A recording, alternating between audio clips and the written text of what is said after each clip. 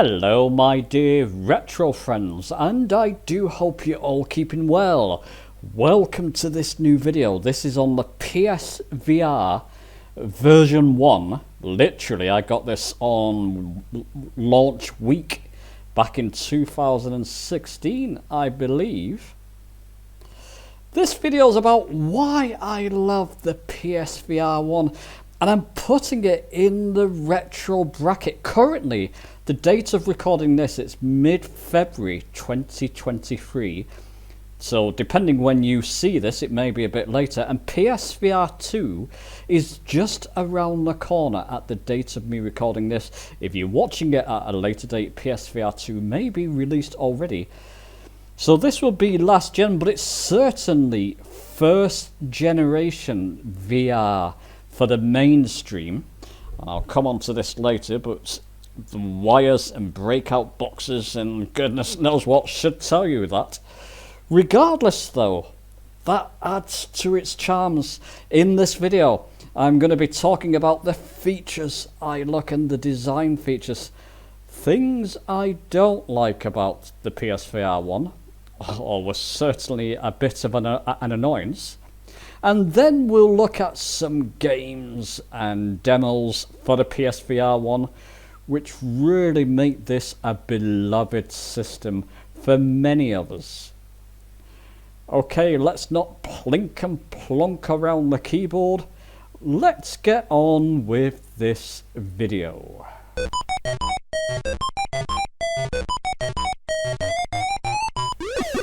So let's talk about the things that I love about the PSVR 1, why it's simply my favourite VR unit currently of all time. First thing is the design. It's always looked quite futuristic. Now, regardless of what VR headset you're wearing, you always look a little bit peculiar, to say the least, when you're actually wearing it. A bit silly somewhat. But this one actually looks quite futuristic. Loving the white and black futuristic theme and the lights. I do have a game running. Obviously, I'm not pointing the camera at the screen at the moment. But I'll get into that later. I've just got it turned on just to show you how it does look. Looks pretty snazzy. I always like that futuristic, almost like retro look to it as well. Future sort of retro look. Now, if that's not a contradiction in terms, I don't know what is.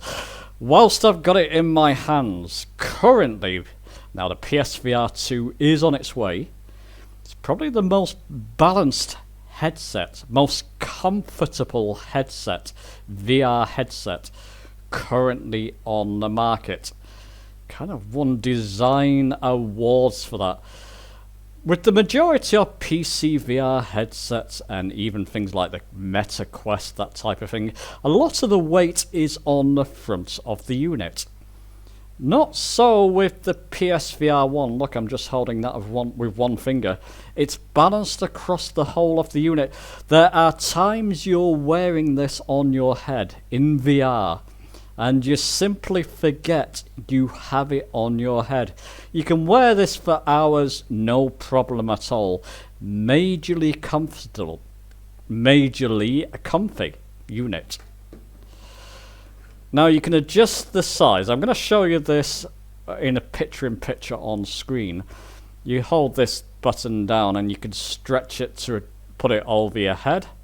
So if you've got a large head or small head, you can affix this.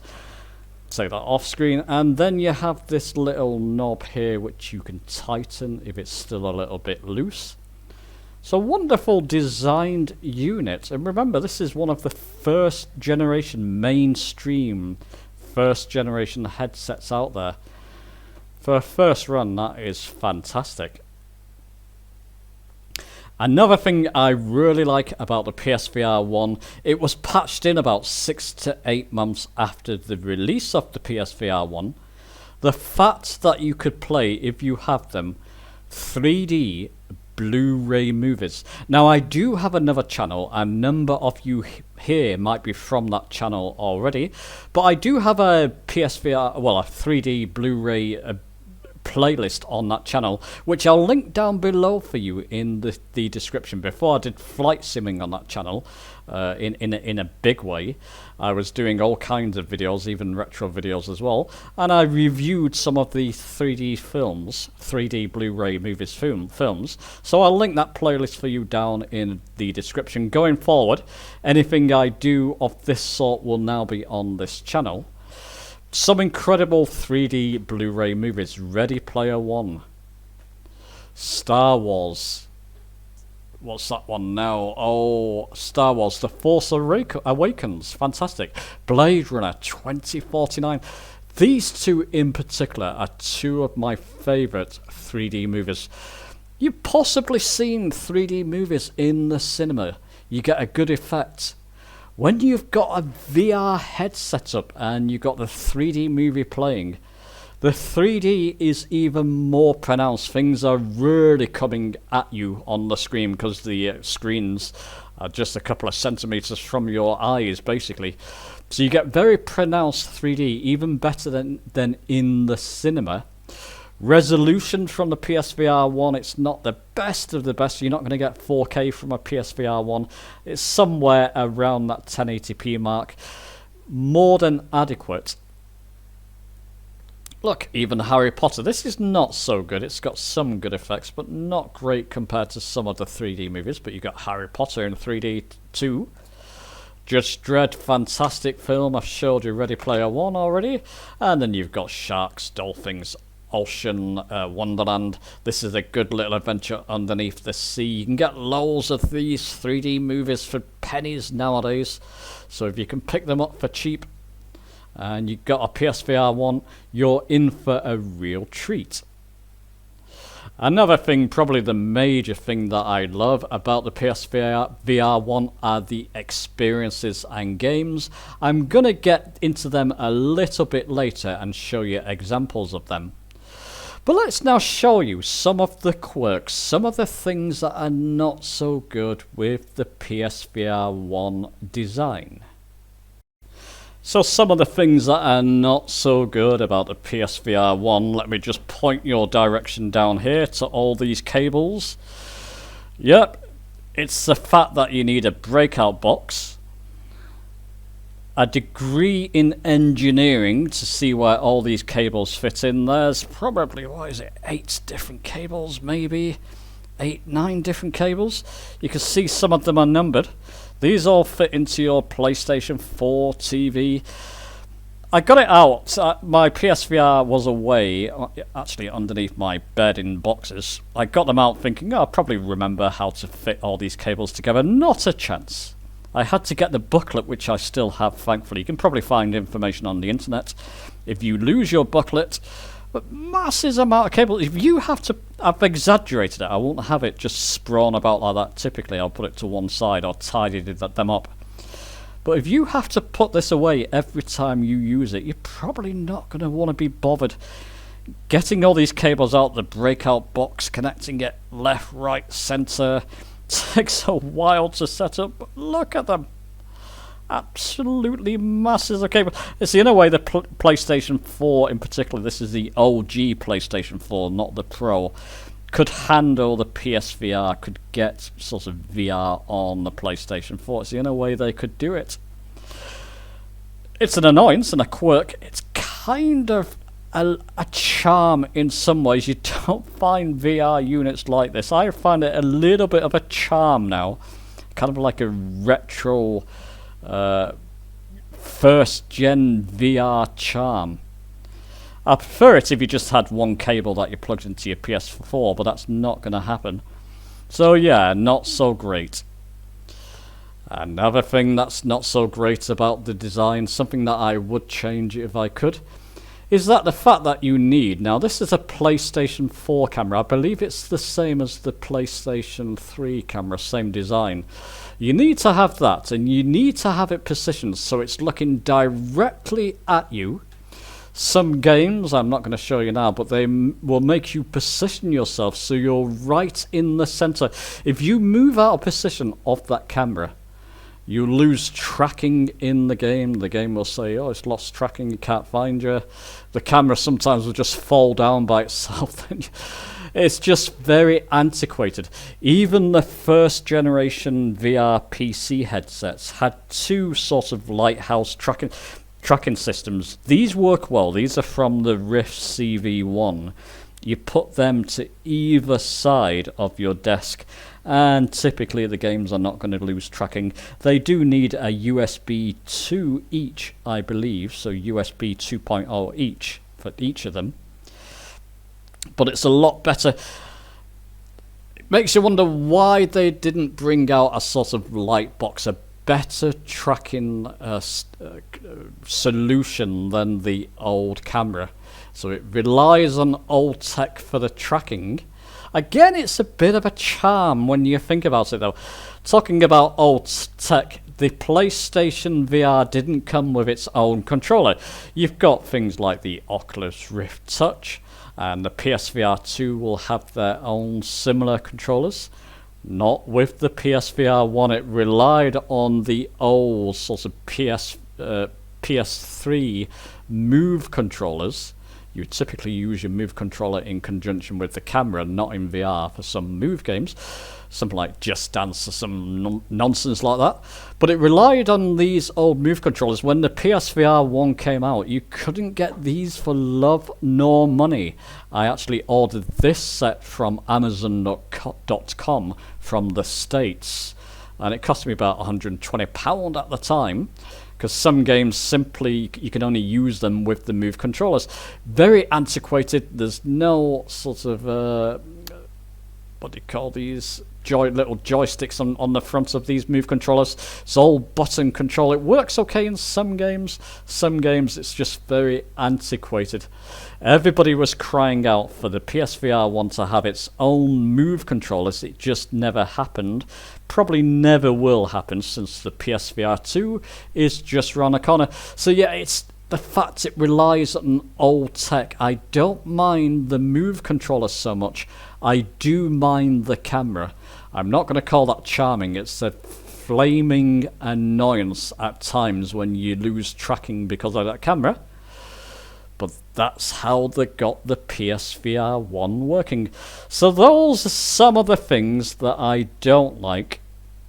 Cable management, although it's a bit of a charm. The camera I definitely do not like. Move controllers are okay. Some of the things I don't like and do like about the PSVR 1. Okay, let me now show you some of the excellent experiences and games that you can still play for your PSVR 1, and I'll come back later with my conclusion. So one of my absolute favourite things to do with PSVR 1 is to dive into the experiences. You get quite a lot of these on the store page, in the PSVR store page. You're going to get a lot of free music demos and experiences. The cream of the crop, without a doubt, is Ocean Descent. Comes with PlayStation VR Worlds, and essentially it puts you in a shark cage, lowers you down to the bottom of an ocean, and you've got this massive shark swimming around you, trying to get into your cage. Put your wife, your girlfriend, your kids, your enemies, your friends, your work colleagues, your boss, whoever, put them into this VR experience. You're not going to get the same impression watching this on a flat screen. In VR, that shark looks absolutely real and deadly, and it just wants to eat you alive. Must play experience, along with many other experiences.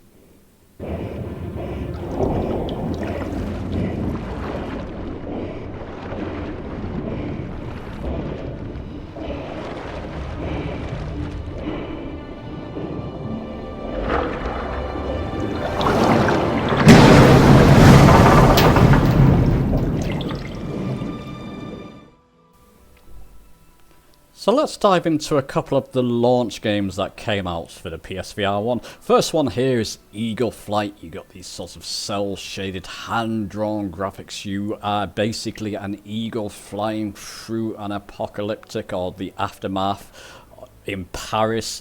You could swoop down, tilt the head. It's an excellent experience. As you know from my other channels, I'm a big fan of flight sims and flying in general, and this gives you the absolute impression, especially when you're in VR, of flying through the skies and swooping down. Absolutely fantastic game. The graphics suit the PSVR 1 to a T.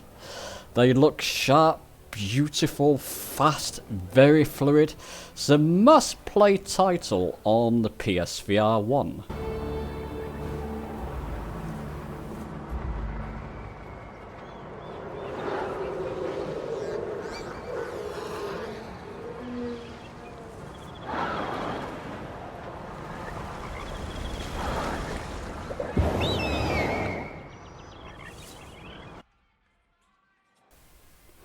And then we come to a horror game. It's a Rush of Blood. Until Dawn, Rush of Blood. It's a roller coaster ride through many horror-filled places, shooting zombies, jumping out of your skin. Again, the graphics look exceptional.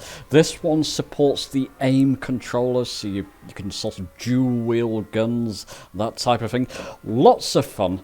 Absolutely terrifying, and it's one of the signature games. I do believe the PSVR 1 is currently the only place you can play this.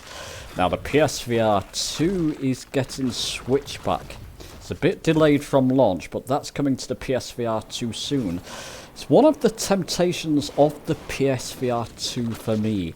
One of the reasons that I eventually might pick that up, because I absolutely loved Rush of Blood and still play it to this day.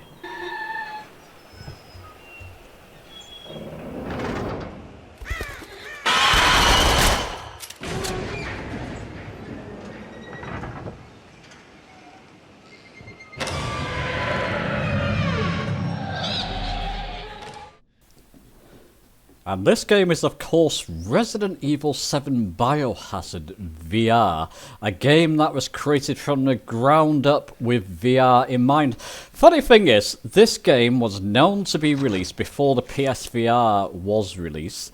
They leaked that Biohazard, Resident Evil 7 VR essentially would be coming out for the PlayStation VR. It would be the flagship title. I wasn't that interested. I played a little bit of Resident Evil 1 back in the day on the PlayStation 1. It was a friend's PlayStation 1, in fact, so I didn't even get to play the whole thing through. And I was thinking, yeah, okay, yeah, it sounds interesting, but I'm not overly hyped. Until I played the demo before launch, about a week before launch of Resident Evil 7 VR. They released the beginning hour demo. Jumped into that and I thought, okay, now I can see why people are hyped. It's just a magical storm, the way it works on PlayStation VR, and it's still the only platform that got an official release for Biohazard Resident Evil 7 VR. You can play it on PC, but that's the mod. It's not an official release. PlayStation VR 1 was the only home of the official release for Resident Evil 7 VR.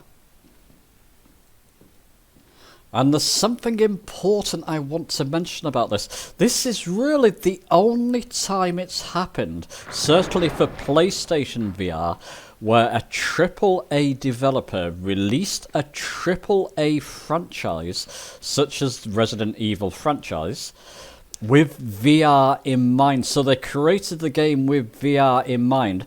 PlayStation 5 is going to get Resident Evil 8 in VR mode, but that game was created for traditional gameplay, flat screen or pancake mode. So when you're playing your games on a monitor or TV, that's the way that game was created. That's what they had in mind when they created that game. Resident Evil 7 wasn't. They created it with VR in mind. Any other way you play that game, it's simply not as good as playing it on the PlayStation, the PSVR 1 specifically.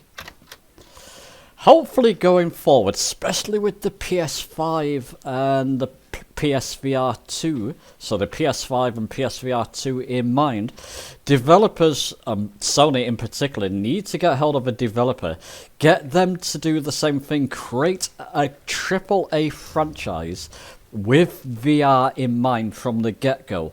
Something like Spider-Man 3, for example, in the future. Spider-Man 2 is going to come out soon, but what about Spider-Man 3? The whole game with VR in mind. And yes, you can play it on ordinary mode as well, so on a flat screen mode.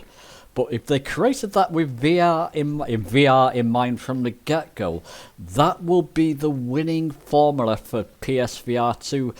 With the PSVR 1, we had some incredible, excellent releases. Things like Iron Man VR, Moss. You had the sort of Robo Rescue, PlayStation's mascot. You had some excellent games coming out, but nothing to the scale of Resident Evil 7 VR. It was a milestone for VR gaming, and it's not yet been repeated. So let's hope they do so in the future.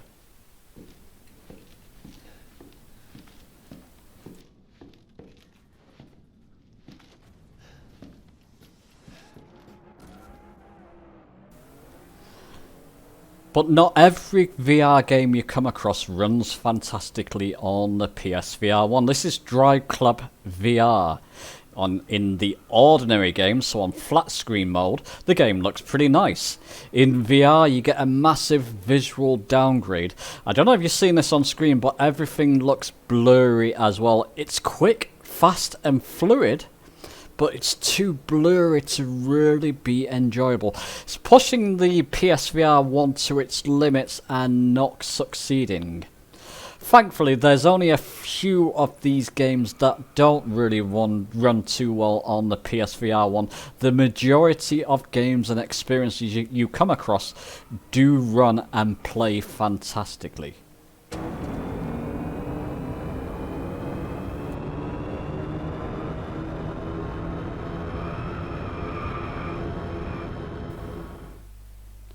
Okay, conclusion. This is why that's why I love my PSVR 1. Out of all my VR headsets, I did own the Gear VR back in the day when I had my Samsung S6. I've now got an S9, so that won't fit it. I've got PC VR as well. I was thinking about getting the MetaQuest. It's always this one for the experiences, the games, the 3D movies, and just the retroness of it that I always come back to. Some of you are going to argue with me and say it's not really retro, it's quite recent in terms of gaming gear, shall we say. When the PSVR 2 is out and the MetaQuest is already out and you've got some advanced PC VR headsets with inside-out tracking and better resolution, it is pretty much retro in terms of VR now. It's Gen 1 VR in many respects. And I absolutely love it. It's something I'm going to keep playing. I did own a PSVR 5. I did sell it. That was before the release date for the PSVR 2 came out. I bought the PSVR 5 for the PSVR 2, but then I thought to myself, I'm just going to miss using my PSVR 1 more. It's not as good, but I love that sort of old, antiquated and awkward, I mentioned those before, awkward features about it. What do you like about it, your PSVR 1, if you own one? If you haven't got one now, by the way, now is probably the best time to get into the PSVR 1. You can probably pick up a PSVR 4 and PSVR 1 for a few £100 now. Grab a bunch of 3D Blu-ray movies and games and experiences.